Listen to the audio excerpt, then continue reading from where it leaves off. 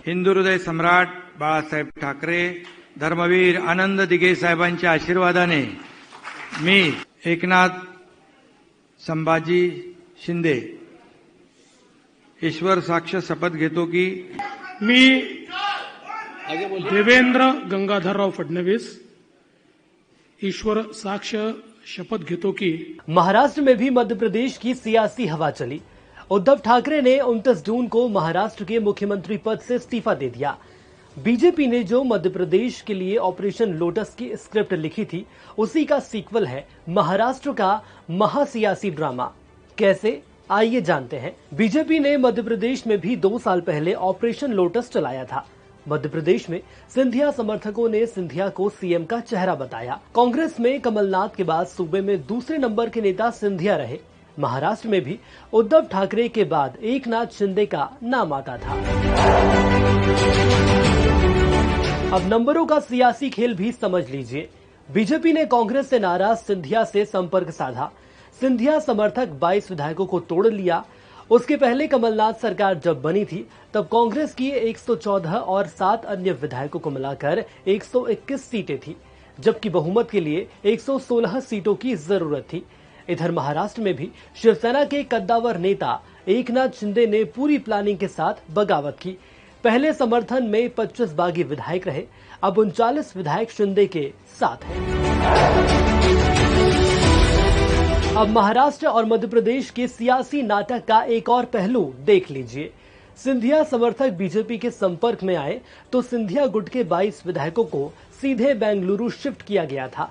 पूर्व सीएम दिग्विजय सिंधिया गुट के विधायकों से मिलने बेंगलुरु पहुंच गए थे और यही वजह है कि महाराष्ट्र में शिंदे गुट को पहले सूरत, फिर गुवाहाटी और अब गोवा ले जाया गया। इधर कमलनाथ को 15 महीने के बाद सत्ता की गद्दी छोड़नी पड़ी, तो दल बदल कानून से बचने के लिए सिंधिया गुट के विधायकों ने इस्तीफा दे दिया और बीजेपी में शामिल हो गए थे और चुनाव लड़कर सदन पहुंचे। इधर 31 महीने बाद जब उद्धव ठाकरे ने महाराष्ट्र के मुख्यमंत्री पद से इस्तीफा दिया, तो शिंदे गुट 2/3 विधायकों की बगावत कर इस कानून से बच गया। अब शिंदे गुट शिवसेना पर कब्जा चाहता है, इसलिए उसे इस्तीफा देने की जरूरत नहीं। साथ ही संविधान विशेषज्ञ सुभाष कश्यप ने दैनिक भास्कर को बताया कि भाजपा और शिंदे गुट मिलकर सरकार बनाना चाहता है, तो उसमें कानूनी अड़चन नहीं है। शिंदे गुट के लोग भी विधानसभा के सदस्य हैं। यदि शिवसेना पार्टी पर ये लोग दावा करते हैं, तो इसका निर्णय चुनाव आयोग करेगा।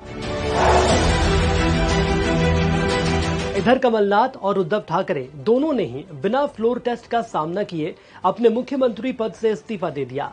मध्य प्रदेश और महाराष्ट्र में सरकार गिरने में गुटबाजी हावी रही। जिस तरह मध्य प्रदेश में ज्योतिरादित्य सिंधिया गुट के लोगों ने विद्रोह किया और पूर्व मुख्यमंत्री दिग्विजय सिंह का कमलनाथ के साथ नजदीकियां होना बताया गया, ठीक वैसे ही उद्धव सरकार पर सांसद संजय राउत हावी रहे और एकनाथ शिंदे गुट की बगावत की मुख्य वजह बनी।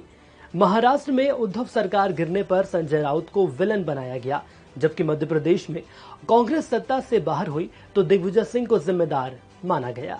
वहीं कमलनाथ को कांग्रेस ने महाराष्ट्र में ऑब्जर्वर बनाया था, लेकिन महाराष्ट्र के सियासी ड्रामे का क्लाइमैक्स मध्य प्रदेश से जरा हटके रहा। मध्य प्रदेश में सिंधिया के समर्थक अपने नेता को मुख्यमंत्री बनाना चाहते थे, लेकिन बीजेपी ने सिंधिया को बगावत का इनाम दिया। पहले राज्यसभा भेजा, फिर केंद्र में मंत्री बनाया। वहीं साल 2020 में मार्च के महीने में कमलनाथ सरकार गिरी तो शिवराज सिंह चौहान ने चौथी बार सीएम पद की शपथ ली थी। तब सिंधिया के समर्थकों को शिवराज कैबिनेट में शामिल किया गया, जबकि महाराष्ट्र में एकनाथ शिंदे और उनके समर्थकों ने मुख्यमंत्री के सिंहासन को जीत लिया। कुछ ऐसी खबरों के लिए जुड़े रहें दैनिक भास्कर ऐप के साथ।